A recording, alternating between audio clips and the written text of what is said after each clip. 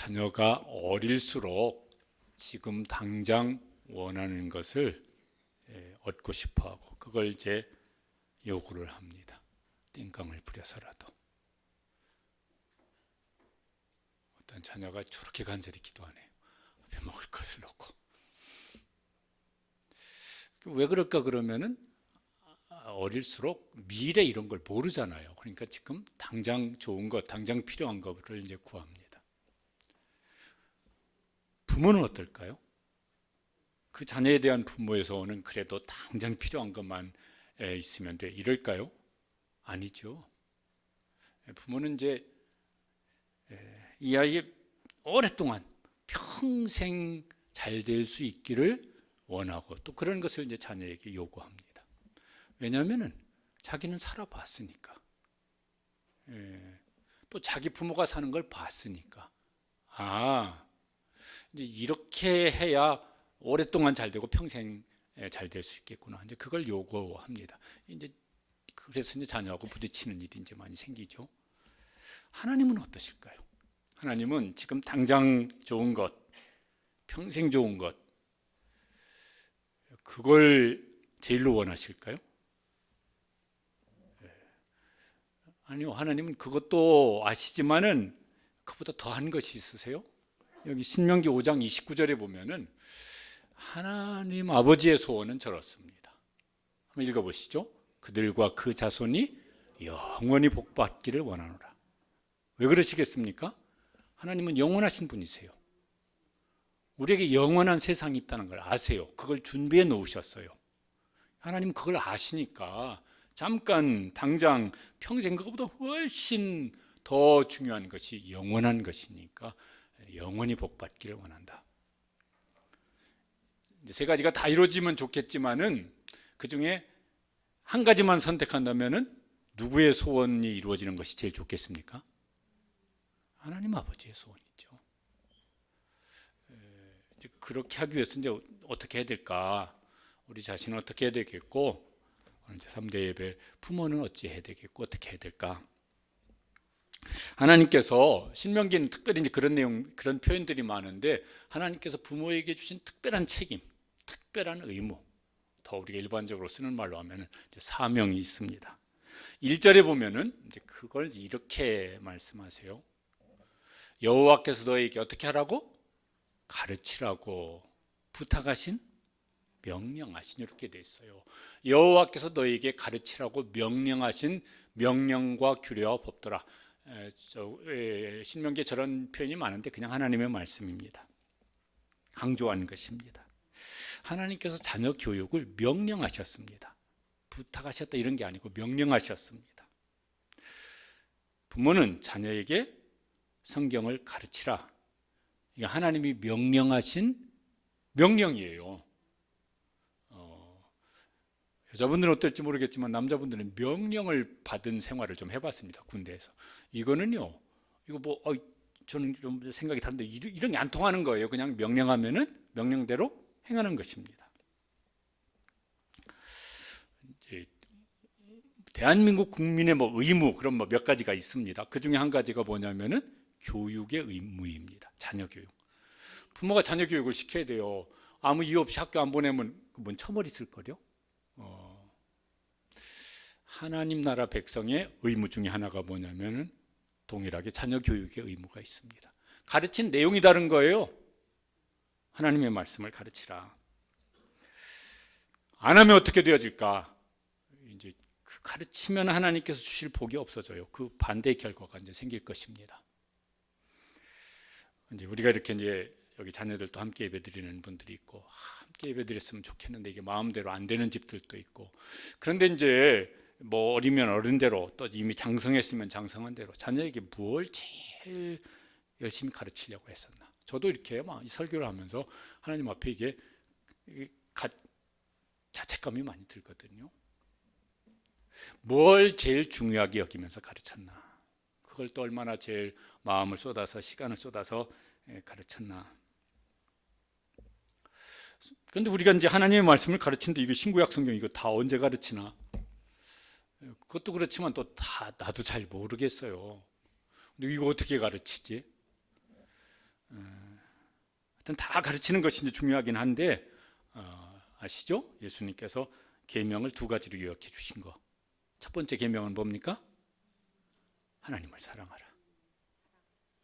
그 다음에는 이제 또 누구를 사랑하라? 이웃을 사랑하라. 이게 율법과 선지자의 강령이니라. 율법과 선지자의 그 교훈을 요약하면은 하나는 하나님 사랑이고 또 하나는 이웃 사랑이라. 이거는 제가 뭔지 몰라서 못 가르치겠습니다. 이럴 일은 없을 것 같아요. 이건 누구든 다 외울 수 있으니까. 그런데 요한복음 13장에 보면 더 줄여서 말씀하신 것도 있습니다. 새 계명을 너희에게 주노니 어떻게 하라? 서로 사랑하라.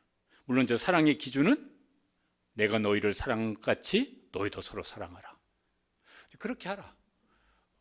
바울 사도도 예수님의 저 말씀을 받아서 로마서 13장에 보면은 한 가지로 저렇게 정리를 해놨습니다. 사랑은 뭐라? 율법의 완성이라.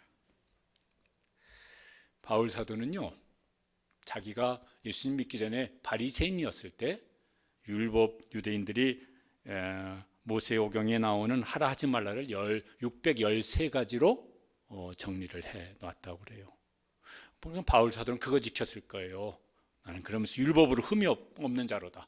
그런데 예수님 만나고 예수님 말씀을 기억하고 보니까 저걸 다 지킬 수 있는 거 요것만 잘하면은 다 될 것 같다고 이제 말씀을 한 거예요.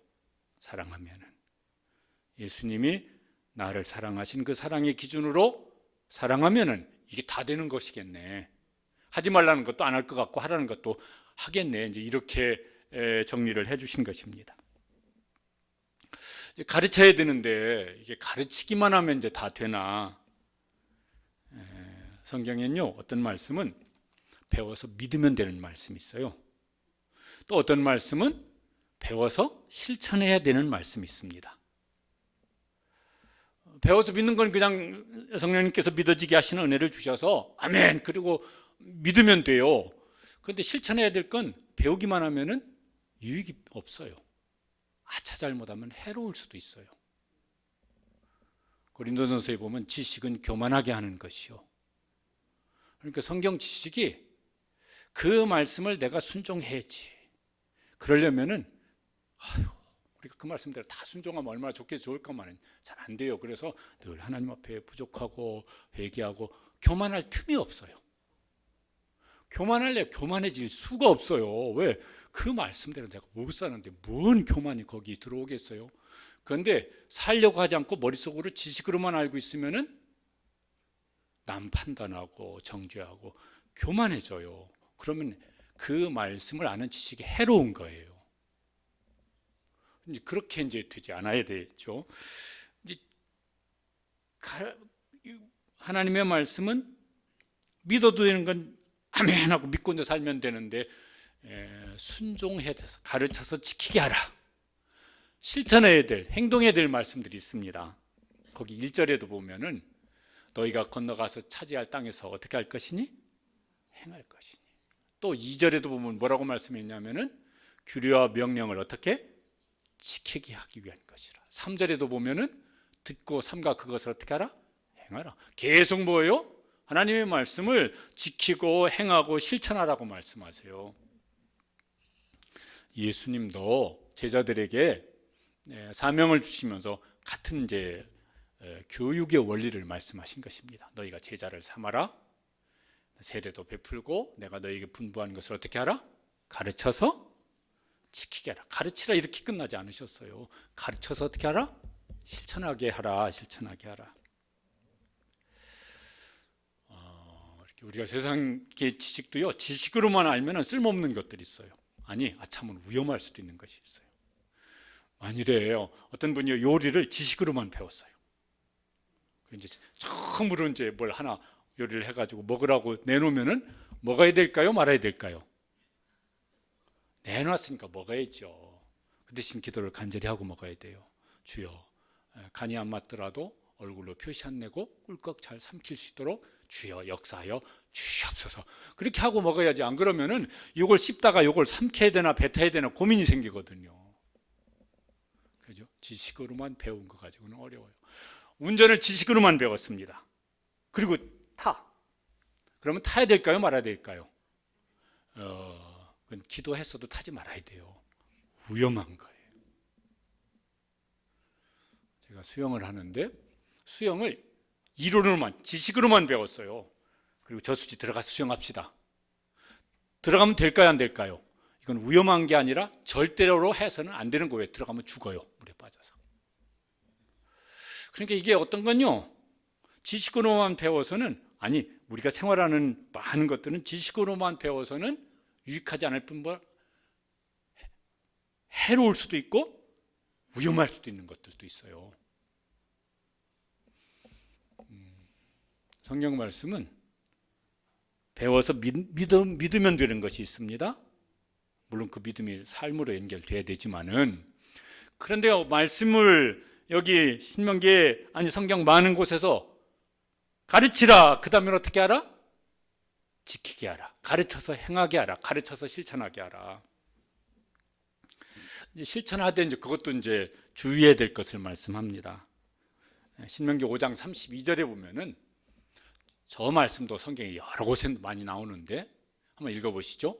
명하신 대로 너희는 삼가 좌로나 우로나 치우치지 말고. 좌로나 우로나 치우친다는 말을 다른 번역 표현에는 가감하지 말고 이렇게 하는 것도 있어요. 그 하나님 말씀에다가 내 생각을 더하거나, 그래서 그 말씀을 희석시키는 거예요. 그 말씀도 아니고 내 생각도 아닌 거예요. 혹은 그 말씀 중에 어떤 부분을 삭제해 버리는 거예요. 그리고 거기에 다른 뭔가를 이제 어떤 이유, 핑계거리를 이제 넣든지, 그러면 하나님 말씀도 아니고 내 생각도 아니고 이런 거예요. 이것도 아니고 저것도 아닌 것이 돼버려요. 그러면은 거기 하나님이 뭔가 개입하실, 역사하실 여지가 없어지는 거예요. 누차에 말씀드리지만은 부분적인 순종은 뭐라고요? 부분적인 불순종이에요. 다 합하면 그게 순종입니까? 불순종입니까? 성경은 그걸 불순종이라고 말씀하세요. 그러니까 이게 제일 이제 이거 지혜롭지 못한 것 같아요. 어리석은 것 같아요. 나름 순종을 했어. 그런데 나름은 불순종이거든. 그러니까 나름 순종한다 했는데 그건 순종도 아닌 거예요. 그러니까 그 괜히 헛고생한 거죠. 이왕에 이제 순종할 바에는 어떻게? 말씀대로 순종하시길 바랍니다. 그래야 그 말씀대로 하나님이 무언가를 이루어 가실 것입니다.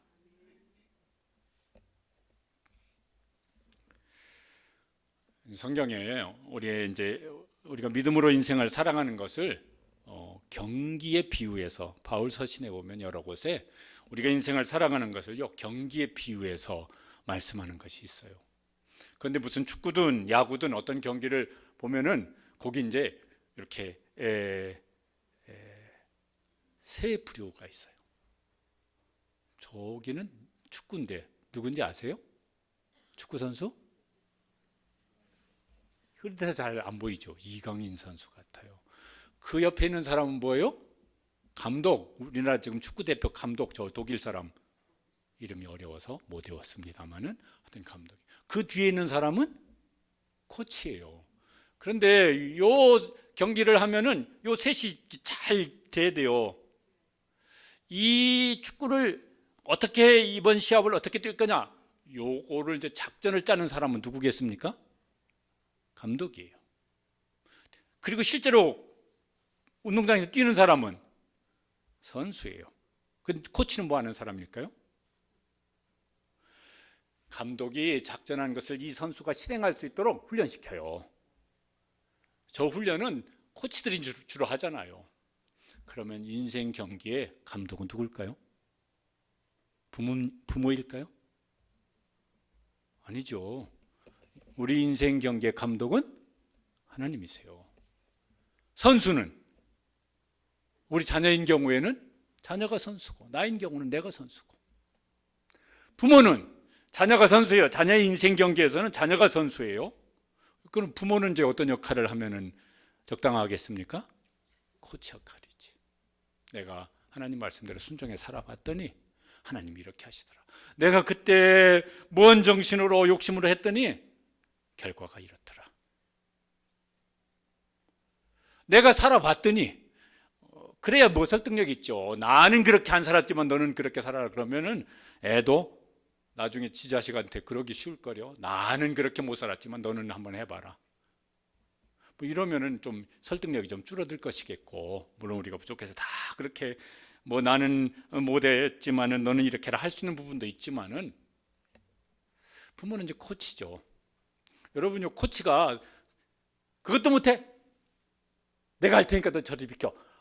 아니, 그런 코치는요, 코치 자격이 없는 사람이에요. 선수가 뛰도록 격려도 하고 또 질책도 하고 위로도 하고 뭐 이러면 이제. 근데 코치가 잘해야 될 것이 하나 있어요. 감독이 어떤 작전을 지금 요 경기에서 어떤 작전대로 할지를 잘 알아가지고 선수가 그 경기에 뛸 수 있도록 잘 훈련을 시키는 것이 중요하죠.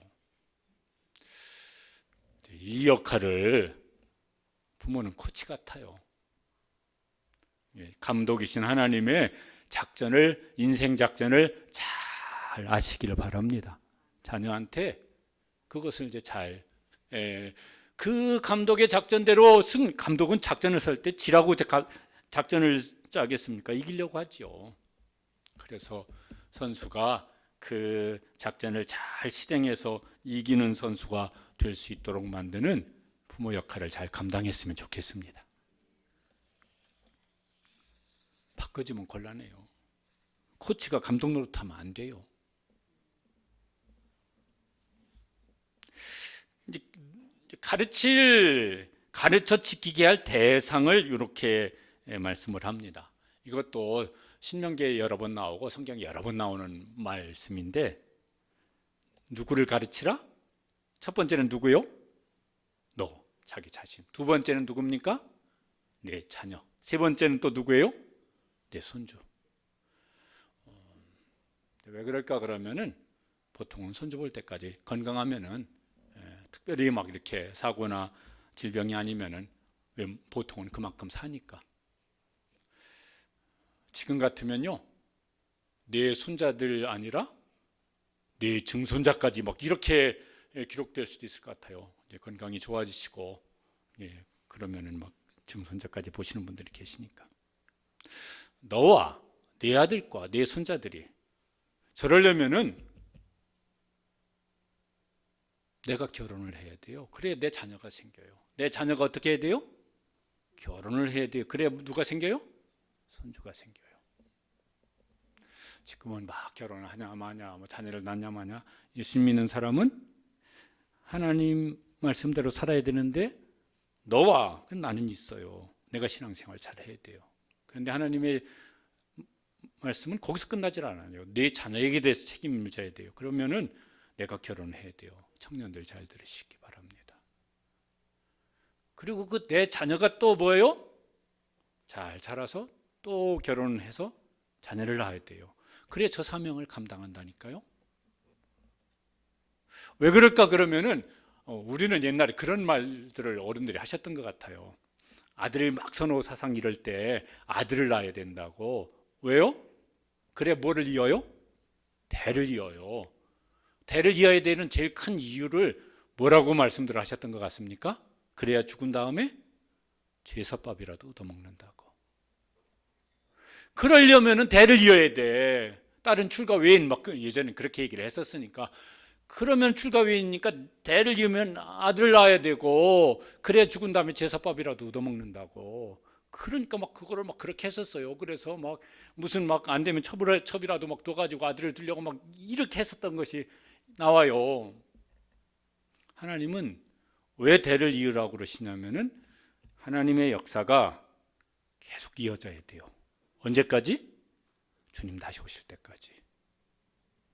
그러니까 그러려면은 다른 사람들도 그래야 되지만은 막 국가적인 차원에서도 이 지금 저출산 문제가 보통 심각한 게 아닐 수가 없죠. 대한민국이 뭐 2070년인가 되면 소멸하는 지금 상태로 가면은 나라 자체가 없어진다. 왜? 인구가 없어져가지고 우리 2070년인가 뭐 2080년인가 되면 그렇게 된다고.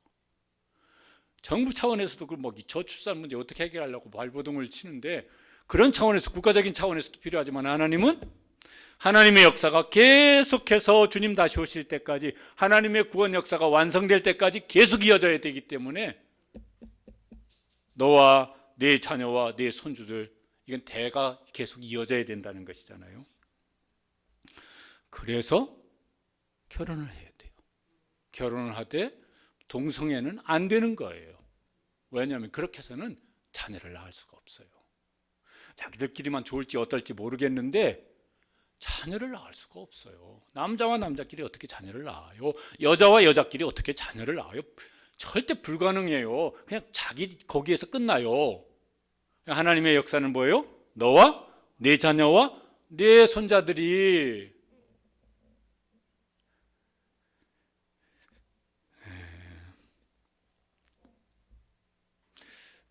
이제 이거 청년들 중고등부는 따로 막 이거 좀 설교를 해야 될 필요가 있는데, 그리고 이제 뭐냐면은 가르칠 대상은 그런데 가르칠 내용을 말씀합니다. 내용은 하나님의 말씀인데 그거 말씀해 놓고 다른 걸 한 가지 더 말씀하는 게 있습니다.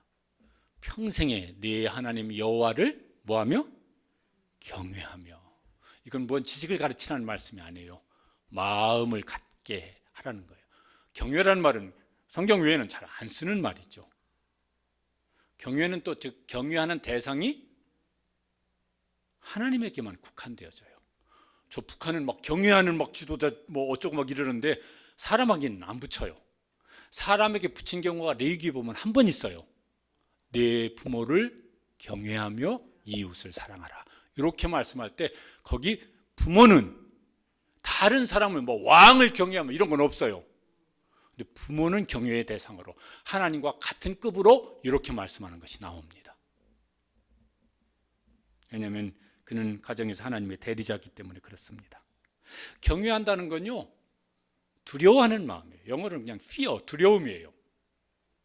근데 그거 좀 공포심 이런 건 아닙니다. 이게 한국말이 더 적절한 것 같아요. 어려워한다. 어려워한다. 부모하고 자녀하고 친밀한 게 좋죠. 너무너무 좋죠.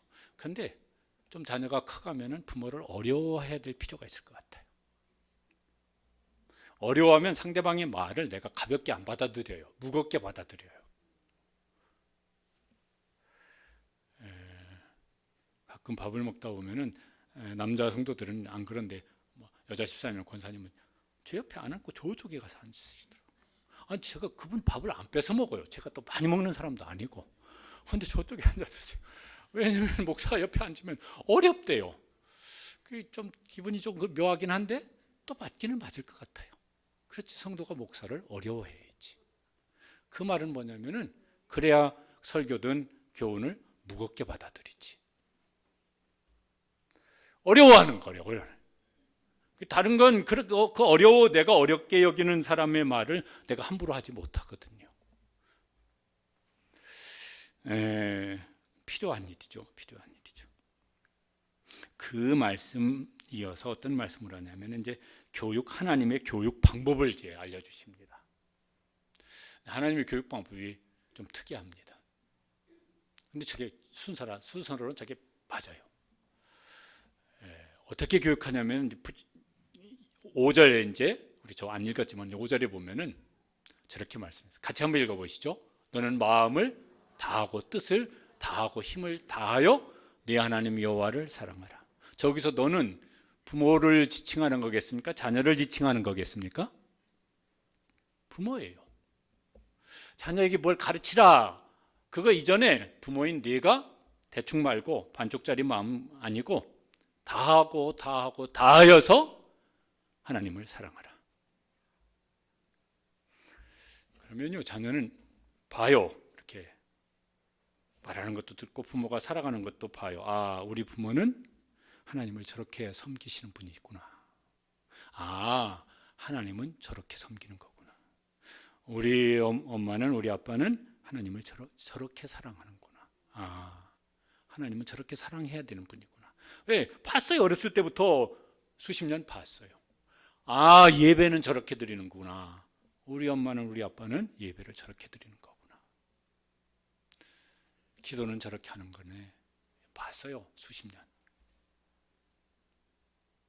그게 자녀 마음속에 말을 하든 안 하든 그냥 스며 들어가는 거예요. 스며 들어가는 거예요. 하나님은 저렇게 섬기고 저렇게 하나님을 사랑하는 것이고, 그래서 예배는 저렇게 하는 것이고, 헌금은 저렇게 하는 것이고, 기도는 저렇게 하는 것이고, 이웃은 저렇게 살피는 것이고, 수십 년 봤어요. 저렇게 하는 거구나. 무언의 교육이죠.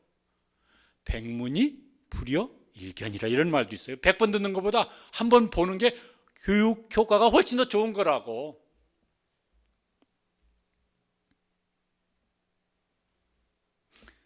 그 다음에 6절에 보면은 뭐라고 그러셨냐면은, 저기도 누구에게 지금 누가 저렇게 하라고는 건지 한번 보시죠. 읽어보시겠습니다. 오늘 내가 네게 명하는 이 말씀을 너는 마음에 새기고. 누구 마음에 새기라는 거겠습니까? 네 마음에 새기라고. 자녀 마음에 새기기 전에 부모인 내 마음에 새겨라.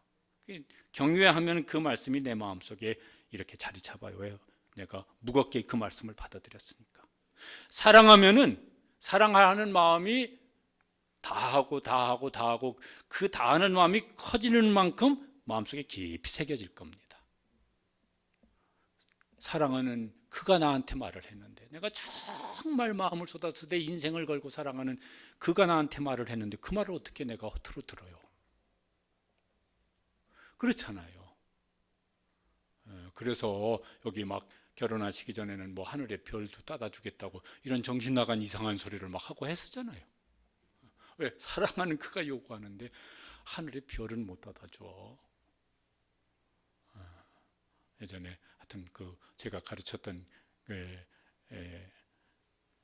대학부 때 가르쳤었던 분이 목사님이 되셨어요. 결혼해가지고 그 사모님하고 인사하러 왔더라고요. 그러면서 막 자기가 막 한 걸 막 자랑하더라고. 임신 때 갑자기 서울 사당동 사는데 저 동대문 시장에 있는 뭐 국밥이 먹고 싶다고 밤 12시에 그랬대요. 그래 택시 타고 밤 12시에 동대문 그 시장 가가지고 국밥 사들고 택시 타고 또 와가지고 먹였다고 막 그러더라고. 그래서 그래 앞으로 계속 살아봐. 10년만 그렇게 해봐. 그랬대. 아니 사랑하는 아내가 밤 12시에 국밥 먹고 싶다는데 가서 사온 거지. 그 사랑이 안 변하고 평생 살면 끝내줄 텐데 지금은 어떤지 모르겠어요. 밤 12시에 살짝 밤중에 뭐 먹고 있어 빨리 잠 안 자고 뭐 이러고 있는지 어쩐지 모르겠지만 사랑하면 마음에 새겨져요. 그러잖아요. 그래서 다하여서 하나님을 사랑하고 그 하나님이 내게 명한 말씀을 마음에 새기라. 자녀 마음에 새기라 이런 말씀을 안 하셨어요. 그냥 네 마음에 새기라고 그렇게 말씀하세요. 네 마음에 새기라. 그러면은 이제 볼 거예요. 말해도 안 해도 알 거예요. 우리 부모가 저렇게 말하는 것은 그 우리 부모님 마음속에 하나님의 말씀이 저렇게 있으니까 저렇게 사는구나. 그러면 그게 이제 그렇게 하라 그렇게 하라. 1절에도 보면은 이렇게 말씀했어요. 오늘 내가 너희 귀에 말하는 규례와 법도를 듣고 그것을 어떻게 하라? 배우며 지켜 행하라. 저게 자녀에게 그렇게 하라는 거예요? 아니에요. 부모님 네가 그렇게 살라는 거예요. 그러면 이제 부모가 자기가 복 있는 사람이 먼저 될 겁니다. 자녀를 복되게 하는 건 이제 그 열매로 나타나게 될 것이겠고 자기가 복 있는 사람이 될 거예요. 그렇게 하나. 그런 다음에 이제 비로소 7절에 보면은 가르치라고 말씀하세요. 그 다음에 네가 먼저 그렇게 물론 저렇게 우리가 완벽하게 다 하겠습니까마는 그렇게 이제 애를 쓰고 사모하고 그러면서 뭐냐면 그 다음에 가르치라. 가르칠 때 어떻게 가르치라고 그러냐면 부지런히 가르치라. 얼만큼 부지런히 가르치라고 하면은 여러분 성경 혹시 펴놓으신 분은요 얼마나 부지런히 가르치라고 한지가 그 7절에서 9절까지 나옵니다. 제가 읽어드리겠습니다. 내 자녀에게 부지런히 가르치며 집에 앉았을 때든지 길을 갈 때든지 누워 있을 때든지 일어날 때든지 이 말씀을 강론할 것이며 너는 또 그것을 내 손목에 매어 기호를 삼으며 내 미간에 붙여 표로 삼고 또 내 집 문설주와 바깥문에 기록할지니라. 얼마나 부지런히 가르치라고 했는지. 우리가 뭘 그렇게 부지런히 가르친 것 같습니까? 우리 자녀에게 부지런히 가르친 게 뭘 부지런히 가르치신 것 같습니까?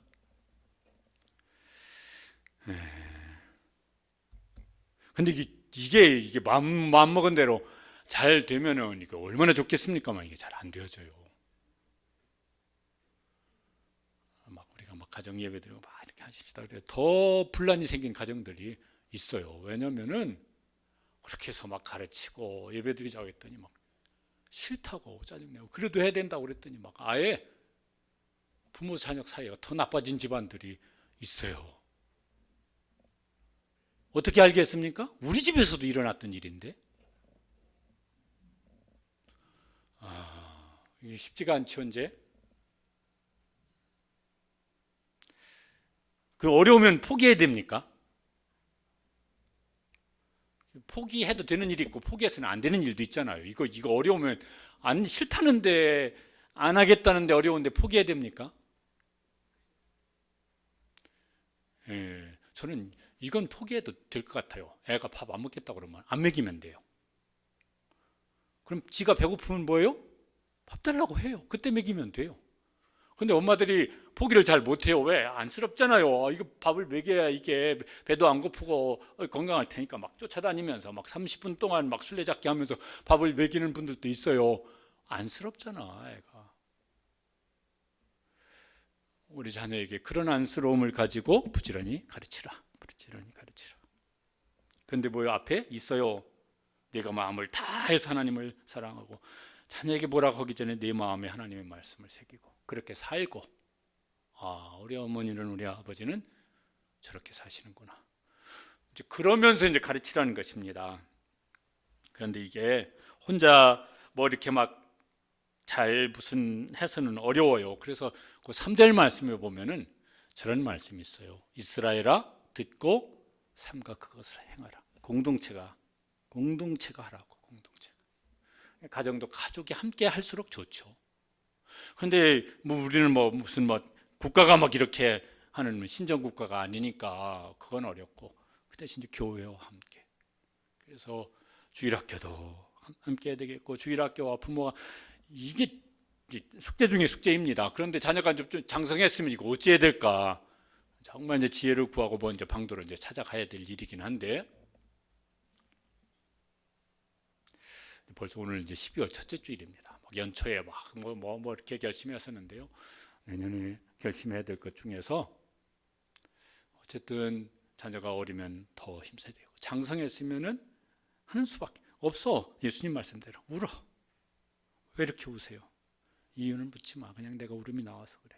뭔데 그렇게 우세요? 몰라도 돼. 궁금하잖아요. 그냥 네 영혼을 바라보면은 자꾸 울음이 나와서 내가 운다. 우세요. 울기라도 해야지 뭐. 근데 하나님께서 이제 왜 이렇게 하라고 하시냐? 왜 자꾸 막 이렇게 하라고까지 막 강조를 하시냐 그러면은 하나님이 진짜 하고 싶은 하나님의 소원, 하나님 아버지의 소원이 있습니다. 그 소원이 이루어지길 바라서 그러시는 거예요. 3절에 저렇게 말씀하셨습니다. 같이 읽어보시겠습니다. 그리하면 네가 복을 받고 네가 크게 번성하리라. 그리하면 네가 복을 받을 것이다. 그러죠. 자녀 부모의 제일 큰 행복이 뭘까 그러면은 뭐 이것저것 뭐 있겠지만은 대부분은 내 자녀가 하나님께서 우리 아이에게 복을 주시는구나. 어릴 때는 그냥 이쁘고 막 그런데 이제 커가면서 무슨 이렇게 더 뭐 이렇게 성인이 되어가면서 하나님께서 우리 아이들에게 복을 주시는구나. 하나님께서 우리 아이들에게 하늘의 축복을 내려주시는구나. 이렇게 생각되어지면요, 그것처럼 좋은 거 없어요. 그것처럼 감사한 게 없어요. 또 제일 괴로운 건 뭐예요?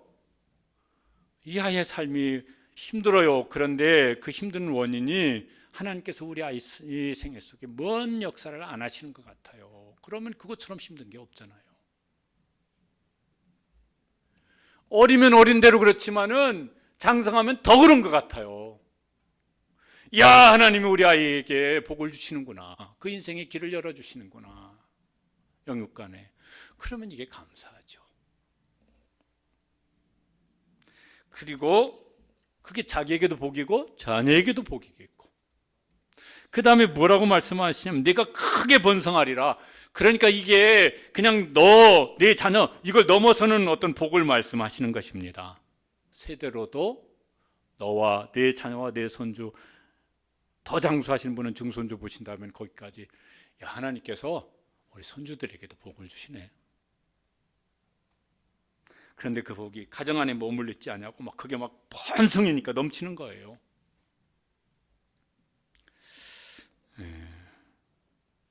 우리 이제 이렇게 자녀들을 보면은 부모의 유전자를, 그게 신체적인 것도 그렇고 어떤 뭐 기질 이런 것도 그렇고요, 부모를 닮아요, 그죠? 제가 이제 그 예전에 막 제 아내가 저희 아들내미 어렸을 때 막 야단쳤던 것 중에 하나가, 왜 유치부 이런 데서도 나와서 뭐 하라 그러면 이놈이 안 나가고 어디 숨어버리고 밖으로 나가서 숨어버리고 이러니까 딸내미는 막 나오지 말라기도 나와서 막 하는데, 아들내미는 그러니까요 막 속상해가지고 그러더라고요. 저는 딸내미가 이해가 안 되는 거예요. 왜 나오라고도 안 했는데 지가 나와서 막 궁뎅이 막 이러면서 하고 있냐고. 이거 저는 우리 아들내미가 100번 이해가 되어져요. 나오란다고 왜 거길 나가. 가만히 보니까 그 아들내미 이놈은 지혜비를 빼다 박았어요. 저도 나가라고 했는데서 지금도 저는 내성적이고 막 카페에 제발 나와서 뭐 좀 하세요. 안 합니다. 못 합니다. 절대로 안 합니다. 그러면 지금도 여전히 사용하고 있거든요. 연말 됐으니까 요번에는 요거 꼭 좀 맡아서 좀 뭘 좀 장을 해주시기 바랍니다. 안 합니다. 못 합니다. 절대로 안 합니다. 그러면서 지금도 사용하고 있어요. 아이, 나오란다고 어떻게 다 나가 그걸. 그런데 아들내미가 저를 쏙 빼닮았는데 아들 야단 치니까 누가 야단 맞는 것 같아요? 제가 야단 맞는 것 같아가지고 기분이 그게 그렇게 유쾌하지가 않더라고요. 그렇죠. 닮잖아요. 그 유전적으로 닮잖아요. 막 안 닮으면 좋을 무슨 가족력 병인도 이런 것도 있고. 축복의 영적인 DNA가 부모에게 있고 그게 우리 자녀 손주에게까지 이어질 수 있게 되시기를 축복합니다. 그게 있었으면 좋겠어요. 정말 그게 있었으면 좋겠어요. 그래서 이게 크게 번성하는데 자기만 좋은 게 아니라 그게 막 흘러가요. 저는 이제 우리 자녀들 위해서 기도할 때 이런 기도를 자주 합니다. 하나님, 우리 아들이, 며느리가, 딸내미가, 사위가 요셉 같은 사람 되게 해주세요. 요셉은요, 노예로 있을 때든 억울하게 감옥에 가 있을 때든 애굽의 총리가 됐을 때든요, 거기서 하나님과 함께하면서 자기 자신도 형통함을 누리고,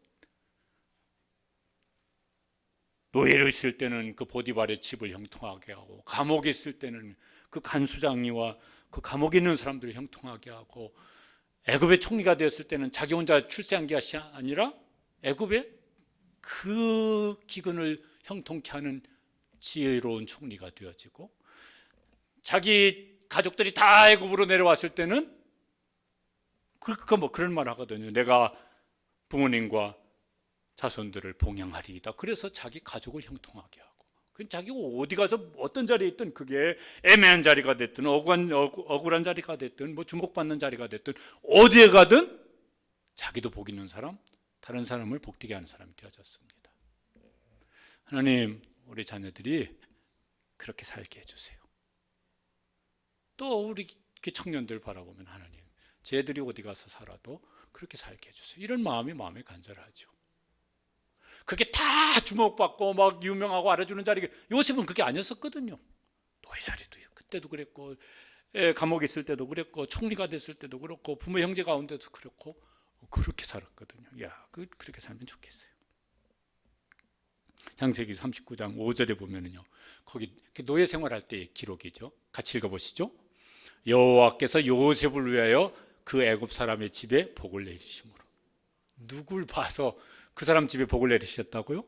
요셉. 그렇죠. 우리 자녀들이 집에 있으면 그렇게 되고, 학교 가면 그렇게 되고, 직장 가면 그렇게 되고, 세상 어디 가 있으면은 하나님께서 그를 위하여 그들을 복되게 하셨다. 크게 번성한 이제 복을 누리는 것이죠. 또 하나님은 어떤 복을 우리가 누리기를 원하시냐면은, 여기 신명기 6장 2절에 보면은요, 저렇게 말씀하셨어요. 그러니까 하나님 정말 우리를 복되게 하고 싶으신 거예요. 또 내 날을 잘 장구하게 하기 위한 것입니다. 이게 복 있는 사람으로서 장수하는 거예요. 성경에 그런 사람도 있어요. 그가 늙고 부유하도록 뭐 살았더라. 뭐 아브라함이나 다윗 같은 사람들이 이제 그렇게 살다 죽었어요. 그냥 고생하면서 막 길게 장수한 이런 모습이 아니고, 또 6장 24절 신명 6장 24절에 보면 그 또 다른 말씀을 저렇게 하셨어요. 하나님의 소원이죠. 읽어보시죠. 우리가 여호와를 경외하며 항상 복을 누리게 하기 위하심이라. 어떤 일을 겪더라도 거기서 야 감사하다, 하나님께 내게 이런 복을 주셨구나. 잘 될 때든 힘들 때든. 우리가 부르는 찬양 중에 이런 찬양이 있습니다. 향기로운 봄철의 감사. 저건 잘 될 때를 말하는 것 같아요. 외로운 가을날 감사. 저건 뭐예요? 힘들 때도 감사할 거리가 있었어요. 사라진 눈물도 감사. 뭐 어떤 마음에 어떤 감동이 없어져 버렸어. 그런데도 감사할 게 여전히 있어. 또 그 다음에 보면은 응답하신 기도가 그럼 뭐가 잘 된 거예요.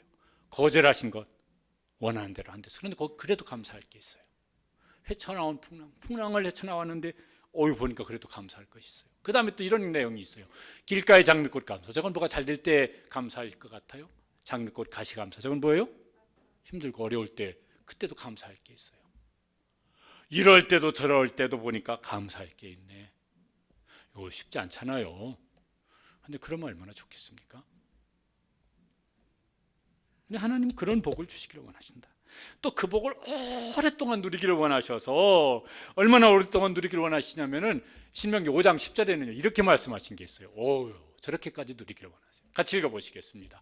나를 사랑하고 내 계명을 지키는 자에게는 천대까지 은혜를 베푸시나니. 하나님은 그렇게 우리에게 복을 주고 싶으시다고.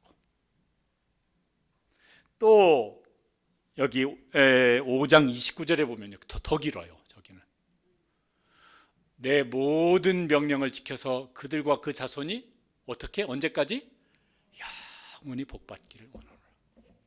우리는 저기까지 생각 못해요. 암만 부모가 자식을 생각해도 뭐 천대까지로 어떻게 생각을 해본 적도 없어요. 영원까지 우리가 뭐 어떻게 할 길이 없어요. 그런데 하나님은 그렇게 하고 싶으시다고. 그러니까요, 내가 소원하는 것보다, 부모가 소원하는 것보다 하나님께서 소원하신 것이 훨씬 더 크고 오래가는 것이고 좋은 것이고 그렇습니다. 그거 하기 위해서 뭐라? 네가 하나님 말씀대로 하나님을 사랑하되 대충 사랑하지 말고 다 하여서 사랑을 하고, 그 말씀을 내 마음에 새기고 네가 하나님 경외하고 그렇게 살아라. 말로도 가르치고 침묵으로도 가르치고 삶으로도 가르쳐라. 그래서 지키게 하라. 그러면 나는 그렇게 복을 줄 것이다. 하나님은 축복의 수원지라고 생각이 들어요. 이렇게 집에 수돗물에 수원지가 있어요. 저기 가서 물 퍼먹질 않아요. 저 수원지에 있는 물을 먹으려면 이제 뭐가 있어야 됩니까? 수도관이 있어야 돼요. 수도 파이프. 거기로 이제 물이 이렇게 이제 와서 뭐예요? 그게 집에까지 와요. 그림을 하나 좀 보여요. 제가 저런 그림을 일부러 한번 보여드리고 싶어요. 저게 수도관인데 저 수도관을 통해서 나온 물을 먹을 수 있겠습니까? 못 먹겠습니까? 못 먹을 것 같아요. 우리가요, 뭐 수원지 물 막 검사하면 깨끗하대요. 그런데 집에 수돗물 잘 안 먹어요. 왜냐면 뭐가 찝찝해요. 저 수도관이 녹슬어 가지고 물이 오는 동안 깨끗해진 것 같지가 않아요. 그래서 다 정수기 물 먹고 이렇게 합니다. 부모가 축복의 수도관이 돼야 되는데 녹슨 수도관, 이물질 껴 있는 수도관, 뭐 묻어 있는 수도관, 이게 되면 안 될 것 같아요. 그래서 어떻게 해요? 다 하고 해서 하나님을 사랑하라. 그 말씀을 내 속에 새기라. 그런 다음에 어떻게? 말로 가르치고 침묵으로 가르치고 행동으로 가르치고 눈물로 가르치고 가르치라. 지키게 하라. 그러면 하나님 뭐 할 것이다? 복을 주실 것이다. 번성케 할 것이다. 항상 복을 누리게 하기를 원해. 복을 주실 것이다. 천대까지 이르러 은혜를 베풀 것이다. 영원히 복을 누리게 할 것이다. 그러니까 자녀를 가장 복되게 하는 부모는 그런 부모가 될 것입니다. 그런 부모가 되고 그런 자녀가 되기를 주님의 이름으로 축복합니다.